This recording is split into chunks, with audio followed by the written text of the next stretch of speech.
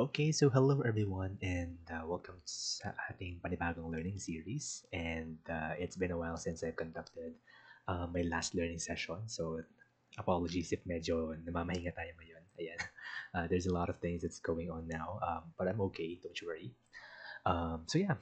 This is gonna be another learning series, and I hope that you will learn something from it because this is gonna be an end-to-end project. And ang goal natin is to create a crypto forecaster. So in this certain project, we are going to create our own data pipeline to get data crypto prices from a certain source. And then gagawa tayo ng dashboard and machine learning model para magbuo natin yung forecaster. So in this episode, we are going to just talk about the project itself, kung paano natin siya gagawin.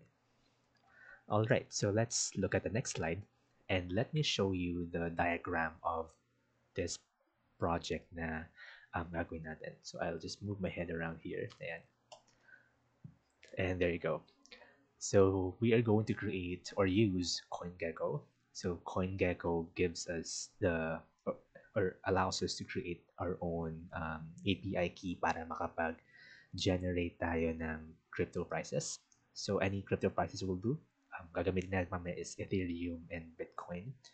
And if you're not that familiar with crypto, that's fine. Feel free to follow along pa rin naman. So ang goal naman natin here is to just learn some of the applications of data and how to create a project that can be used for our portfolio. All right. So from CoinGecko, huhugot tayo ng data from there using Python. It's just going to be a simple request or HTTP request para makapagkuha tayo ng data directly from CoinGecko. And then here, from Python, once na mapula natin yung data, we are going to load that to a Postgre server database. All right. So yeah, straightforward. So hugot data from CoinGecko and push that to Postgre. And then we have another Python script that will be used for model training. So kapag ka nakapag-create na tayo ng machine learning model, we are going to create or save the optimized model and push that to MinIO. So MinIO, it's like a file system or file storage system. It allows us to store any types of file, and aside from uploading, we can also download. Kasi yung mga in-upload nating model kay Menayo, yun yung gagamitin naman natin for forecasting purposes. And we have another script for that, and we are going to deploy the the machine learning model that we have created as an API. So we are going to use Fast API for that, and we will use the model that we've just um, downloaded from Minayo, which still came from the model training script that meron tayo dito. All right. From there, what will happen is we will create an endpoint from this API para makapag-generate tayo ng forecasts natin. And those forecasts are going to be visualized through a dashboard. And gagawin natin siya using Power BI. All right. So you might notice that some of these components are Dockerized. So we will use Docker to establish the infrastructure of this project. So Docker Compose ang gagamitin natin para ma-establish or ma-instantiate natin yung services natin for Docker, MinIO, and Airflow.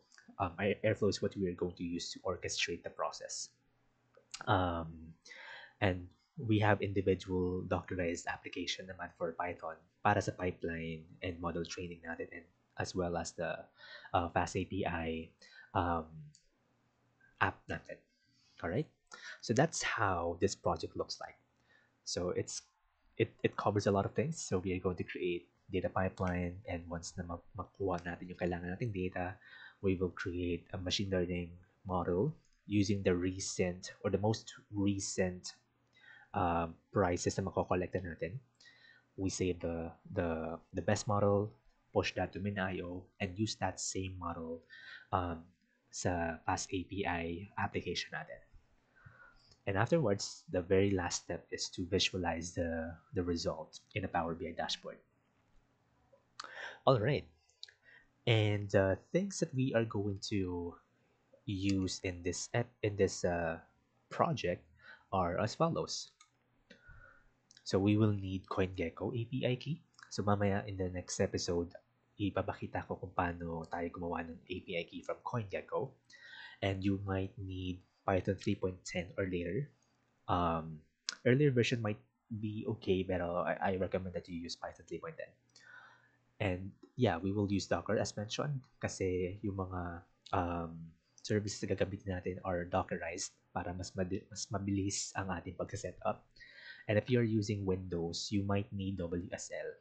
I have a separate session or episode or video talking about WSL, so you might want to look into that. And last but not the least, we are going to use Power BI. So those are the things that you will be needing for this project, and just not to mention that you will also be needing a text editor. Of course, I'm gonna use VS Code. Very feel free to use any other editor that you might need. Um, Pwede naman kayo gumamit ng ibang language. You can use R in this particular project. Although I don't have, I'm just not sure how to host the machine learning models through a different language. So yeah, but we're gonna be using Python here, of course. So that's just it for this episode. So I hope na na-tease kayo for this learning series and see you in the next episodes.